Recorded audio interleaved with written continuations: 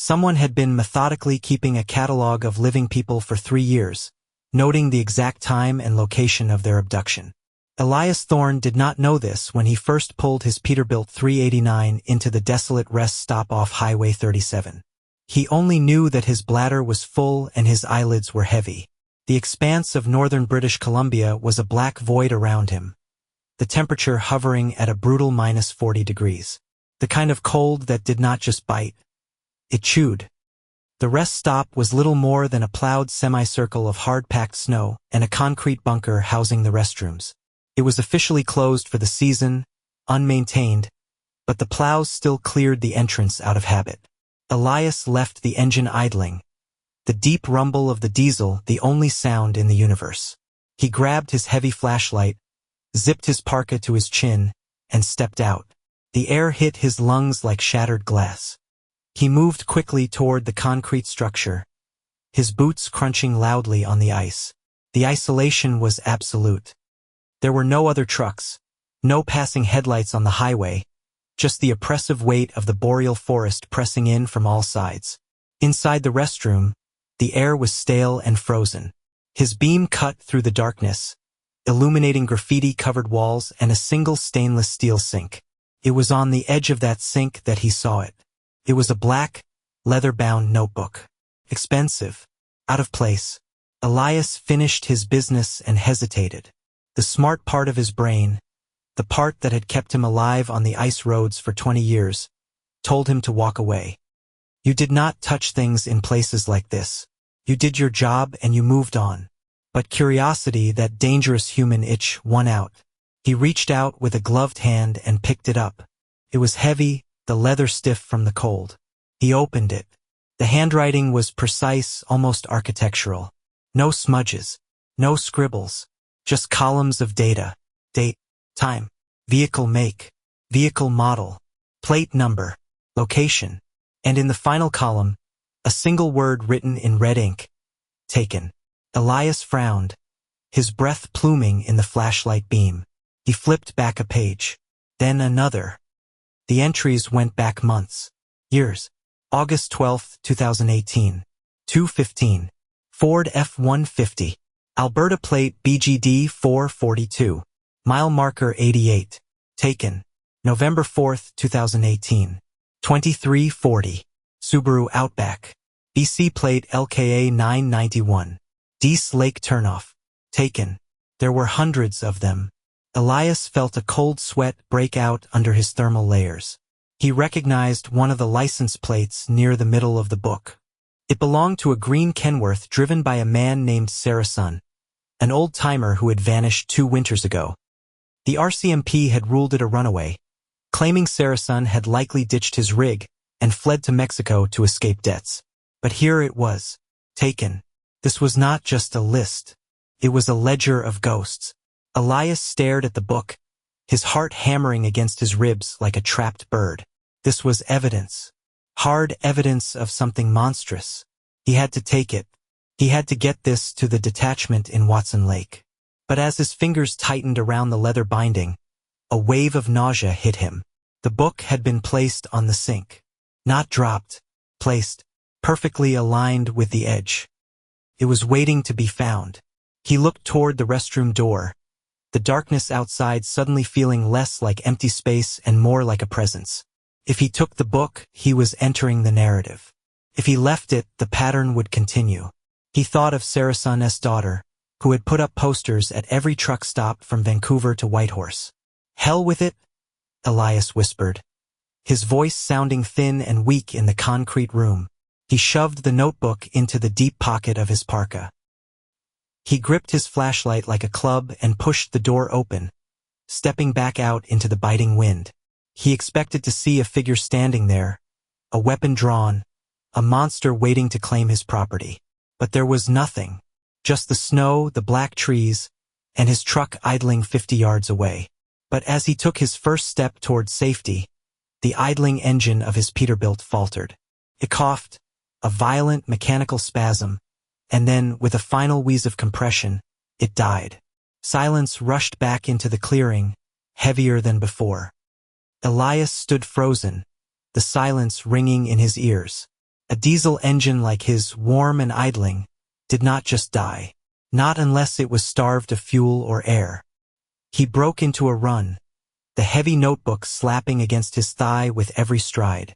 The snow seemed deeper now, dragging at his boots, turning the 50-yard dash into a slow-motion nightmare. He reached the driver's side door and yanked the handle. Locked. He fumbled for his keys, his thick gloves making him clumsy. He dropped them. They vanished into the powder snow. "No, no, no," he hissed, dropping to his knees, frantically digging. The cold was already seeping through his jeans, burning his skin. His fingers brushed cold metal. He snatched the keys up, shook off the snow, and jammed the key into the lock. He twisted it, threw the door open, and scrambled into the cab, slamming the door behind him and locking it instantly. He was safe. He was inside. This was his fortress. He jammed the key into the ignition and turned it. Click. Nothing. The starter did not even groan. The dashboard remained dark. It was not a stall. It was a total electrical failure. Elias slammed his hands against the steering wheel. "Come on." He reached for his CB radio. If the truck had no power, the radio might still run off the direct battery line if the fuses were not blown. He keyed the mic. "Breaker 19. This is Polar Bear on Highway 37. I have an emergency at the mile 40 rest stop. Do you copy?" Static. Not the white noise of an open channel, but the dead, flat silence of a disconnected wire. He checked the connection. The coaxial cable had been severed cleanly, right at the base of the unit. He pulled his cell phone from his pocket. He had 2 bars of service when he pulled in, enough to send a text, enough to make a choppy call. He looked at the screen. No service. Elias felt the panic rising, a cold tide in his chest. He was not just broken down. He had been sabotaged. Someone was here. He grabbed the flashlight and shone it out the windshield. The beam cut through the falling snow, illuminating only the white ground and the dark wall of pines. He moved the light to the side mirrors. Nothing. Then he heard it. It was a sound so faint he almost missed it over the pounding of his own heart. A rhythmic thump drag on the metal grating of the catwalk behind the cab. Someone was on the truck. Elias scrambled out of the driver's seat and into the sleeper berth, grabbing the tire iron he kept under his mattress. He backed himself into the corner of the bunk, his eyes wide, fixed on the curtains separating the sleeper from the cab. The truck shifted slightly. The suspension groaned. Someone heavy was moving along the side. He waited for the glass to shatter. He waited for the door to be pried open. But the attack did not come. Instead, a gloved hand appeared at the passenger side window. It did not try to open the door. It just wiped a clean circle in the condensation on the glass. Then the hand tapped. Tap, tap, tap. Elias lunged forward, shining his light at the window. The glass was empty. The person was gone. "Who's there?" Elias roared, his fear turning into defensive aggression. "I've got a gun. I'll blow your head off." He did not have a gun. He had a tire iron and a notebook full of dead people. The cold was beginning to penetrate the cab. Without the engine, the heat dissipated rapidly in the 40-degree night. His breath was already fogging the air inside. He was trapped in a metal box that was slowly turning into a freezer. He remembered the notebook. Why had he taken it? That was the trigger. He had taken the bait. He pulled the book from his pocket, his hands trembling violently. Maybe there was a clue. Maybe there was a pattern to the abductions that could tell him what happened next. Did they take the drivers immediately? Did they toy with them? He flipped through the pages, trying to read by the erratic beam of his flashlight. Taken, taken, taken. He reached the end of the written entries. The last one he had seen in the restroom was from 3 days ago. He went to turn the page, but the paper stuck together. It was fresh ink. Wet, or maybe frozen. He peeled the page back. There was one more entry. The beam of the flashlight flickered, casting long, dancing shadows across the cramped sleeper berth. Elias stared at the final entry, his brain refusing to process the visual information. It was impossible. It defied the linear flow of time. February 9th, 2024. 3:15. Peterbilt 389. Red. Plate SK774L. Mile marker 40. Rest stop. Elias looked at his watch. It was 3:12. He looked at the plate number written in that precise architectural hand. SK774L. That was his plate. That was his truck. The entry had not been written 3 days ago. It had been written within the last 10 minutes. Or worse, it had been written before he arrived, a prophecy of his arrival. The blood drained from Elias's face, leaving him lightheaded. The realization hit him with the force of a physical blow. The notebook was not a log of random opportunities. It was a script. The killer had not just watched him pull in. The killer had been waiting for him, specifically him, or waiting for anyone. And the moment Elias's headlights swept the snow, the entry was completed. He looked at the final column. The space next to his truck's description was empty. The word taken had not been written yet. The pen was hovering. The author was waiting for the finale. Elias dropped the book as if it were burning. It landed open on the mattress. The blank space seemed to pulse, a hungry mouth waiting to be fed. He was not a witness. He was a participant in a ritual he did not understand. The sabotage, the dead engine, the cut wires, it was not just to trap him. It was to ensure the timeline matched the ledger. The notebook was the most important thing in this scenario. Elias was just the ink. A loud clang resonated from the front of the truck. Elias jumped, swinging the light toward the windshield. On the hood of the truck, sitting squarely in the center, was a pair of jumper cables. They were neatly coiled. Next to them sat a small red jerry can. It was an offering, or a test. The killer was not trying to get in. The killer wanted him to come out. Why? Elias whispered, his voice cracking. Just kill me if you going to kill me. But the silence outside was indifferent. The cold was biting deep now. His toes were numb.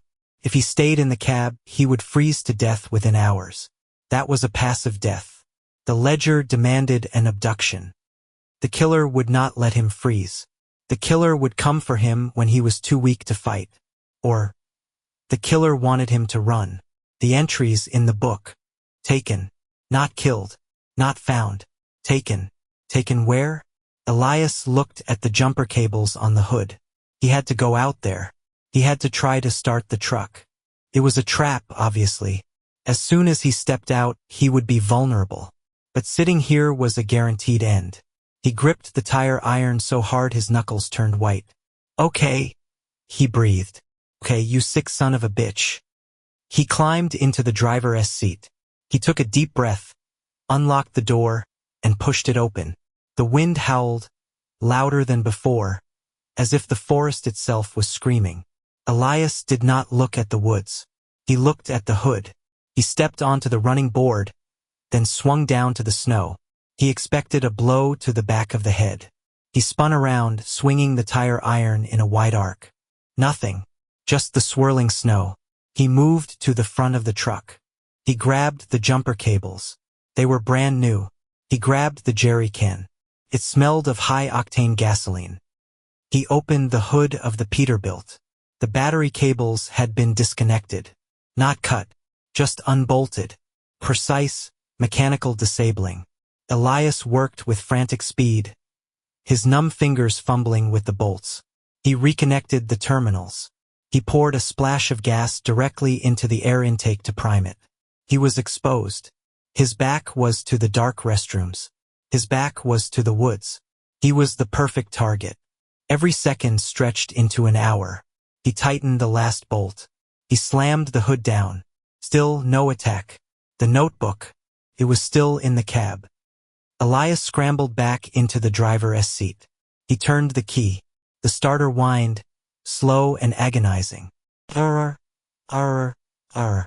Come on, old girl, he pleaded. Do not die on me. Arr, arr. Vroom. The engine roared to life. The vibration shook the cab, the most beautiful feeling Elias had ever known. The headlights blazed to full brightness, cutting a twin path through the snowy void. And there, standing directly in the center of the high beams, right at the edge of the woods, was a figure, dressed in white camouflage, almost invisible against the snow. A face covered by a white ski mask. The figure was not holding a weapon. It was holding a pen. And it was waving. A slow, mocking goodbye. Elias did not think. He did not breathe. He slammed the truck into gear, the gears grinding in protest, and dumped the clutch. The massive wheels spun on the ice, finding traction, and the truck lurched forward. He aimed straight for the figure. He wanted to crush the author of that book. He wanted to smear that precise handwriting into the asphalt. But the figure did not flinch. It did not run. As the grill of the Peterbilt bore down, the figure simply took a step back, fading into the dense tree line like smoke. Elias swerved at the last second to avoid the ditch, the trailer fishtailing dangerously. He wrestled the steering wheel, fighting the ice, and punched the truck back onto the asphalt of the on-ramp. He hit Highway 37 doing 50, shifting gears without the clutch, pushing the engine to its red line. He did not look in his mirrors. He did not slow down. He drove with the manic intensity of a man escaping hell itself. 10 miles, 20 miles. The heater finally kicked in, blowing warm air over his frozen hands. His heart rate began to slow, dropping from a fatal rhythm to a terrified gallop. He was alive. He had escaped. The entry in the book, the blank space, had remained blank. He had broken the pattern. He glanced at the passenger seat. The notebook lay there, innocuous and heavy. He reached Watson Lake an hour later. He did not stop at the truck stop. He drove straight to the RCMP detachment, parking the rig across 3 stalls right in front of the door. He burst into the station, clutching the notebook, looking like a madman with his wild eyes and frost-burned face. The interrogation took hours. He told them everything. The dead engine, the disconnected battery, the figure in white, the book. The officers were skeptical until they opened the ledger.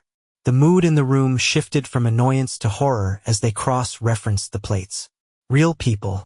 Real missing persons cases. Cold cases that had haunted the force for years. They dispatched a team to the rest stop immediately. Elias sat in the waiting room, wrapped in a wool blanket, drinking terrible coffee. He felt a sense of triumph. He had won. He had brought the Monster S diary to the light. An officer came out, holding the notebook in a plastic evidence bag. He looked pale. "Mr. Thorne," the officer said, "we going to need to keep this. And we going to need you to stay in town for a few days." "Did you find him?" Elias asked. "The unit just got to the rest stop," the officer said. "The place is clean. No footprints. No tire tracks other than yours. But they found something else." "What?" "On the back of the restroom door. Fresh paint." Elias felt the cold returning. Days later, Elias was released. The investigation was massive. The notebook was the key to solving dozens of disappearances, though no bodies were found, and the author was never identified. The media called it the Ghost Ledger. Elias was hailed as a hero, the survivor who broke the chain. But Elias knew the truth. He sat in his motel room, staring at the wall. He replayed the moment in his head. The disconnected battery. The jumper cables left on the hood. The figure waving. The killer could have cut the fuel line. The killer could have slashed the tires. The killer could have shot him through the window while he slept. Instead, the killer had disabled the truck in a way that Elias could fix. The killer had given him the tools to restart the engine. Elias realized with a sickening clarity that he had not escaped. He had been released. The notebook was not a mistake. It was a manuscript that needed a publisher. A list of missing people is just a tragedy, but a list of taken souls found by a terrified survivor? That is a legend. That is terror that spreads like a virus. The author did not want another victim that night. He wanted an audience. Elias walked to the window and looked out at the parking lot. His truck was parked there, repaired and ready. He thought about the blank space next to his name in the ledger. It was not blank because he escaped. It was blank because he was not taken. He was used. And somewhere out there, on the frozen highways of the North, Elias knew a new notebook had already been purchased. The first page was